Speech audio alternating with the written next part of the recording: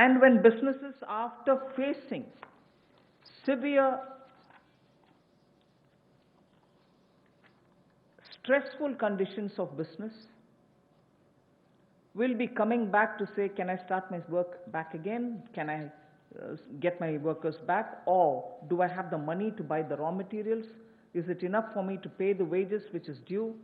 All kinds of considerations are going to come up, and many of them may also wonder if they were reaching a stage of bankruptcy. So all this has been kept in mind when we are addressing the issues of land, labor, liquidity, and the laws. So today, and like the days earlier, the 4 days earlier, our attempt is to make sure that, like the way we gave in PM Garib Kalyan, we attend to Jan, but also make sure that environment is all right now for everybody to start protecting their work, their businesses, their homes, and everything else. Today, I have 7 such steps to tell you, and the order in which I'm saying them are: the first one is Mahatma Gandhi National Rural Employment Guarantee Scheme. Second is on health, and both in rural and urban, and together with it, I put an during the COVID period, education-related steps that have been taken. So that's the second. Third is on businesses and COVID. Fourth is on decriminalization of the Companies Act. Fifth is talking about ease of doing business and related matters. Sixth is on public sector enterprises related matters and the policy thereof. Seventh, state governments and resources related to state governments. So these will be these are the steps which we are taking, 7 of them under these headings. And the last, of course, I will be coming to tell you about the 20 lakhs.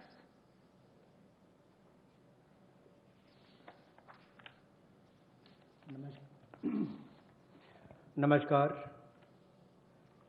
आत्मनिर्भर भारत अभियान में माननीय प्रधानमंत्री जी ने हम सबके सामने बात रखी, देश के प्रति संबोधन किया। उसको देखते हुए हमने पिछले कुछ दिनों में वो कदम उठाए जो रचनात्मक और उपयोगी हों। We have taken steps which were constructive and productive, और योजनाबद्ध तरीके से हमने काम किया है।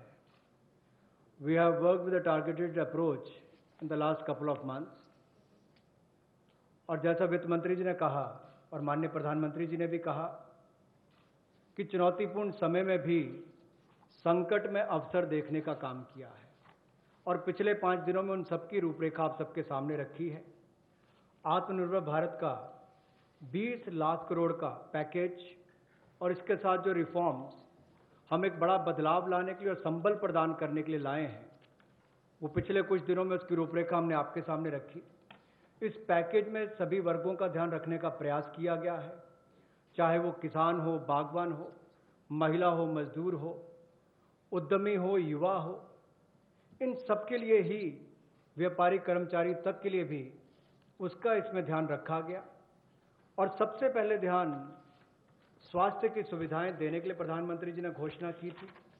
फिर प्रधानमंत्री गरीब कल्याण पैकेज को हम लेकर आए 1,70,000 करोड़ का, और उसमें भी अगर आप आज तक देखें तो सबसे पहले राशन देने का काम, अनाज देने का काम जो पूरे देश भर की राज्य की सरकारों और यूनियन टेरिटरीज के माध्यम से किया, तो 80 करोड़ लोगों को मुफ्त में 5 किलो गेहूं और चावल देने के लिए हमने इस योजना को लेकर आए, और इनके परिवारों को 1-1 किलो दाल देने का काम भी किया, और प्रति व्यक्ति 5-5 किलो गेहूं चावल।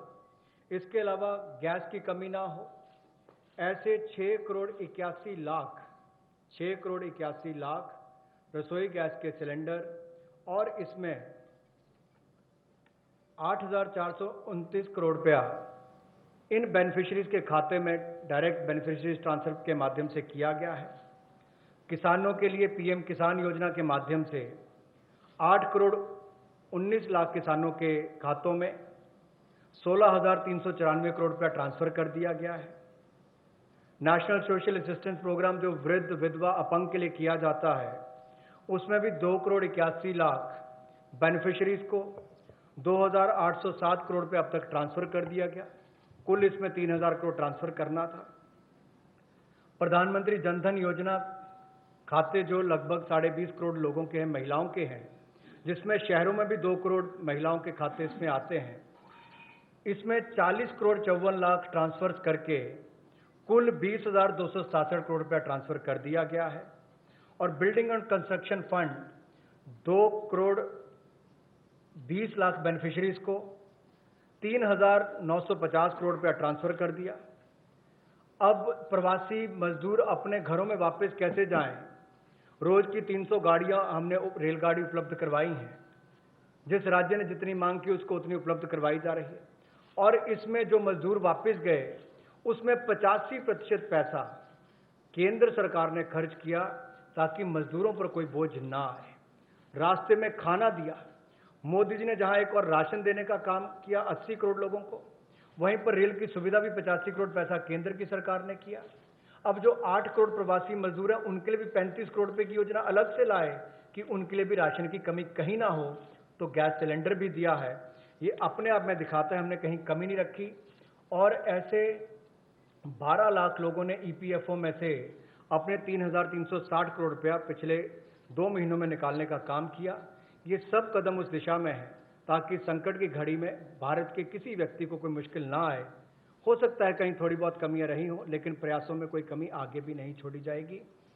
अगर एमएसपी खरीद पर देखा जाए तो 74,300 करोड़ रुपया उस पर भी खर्च किया गया था।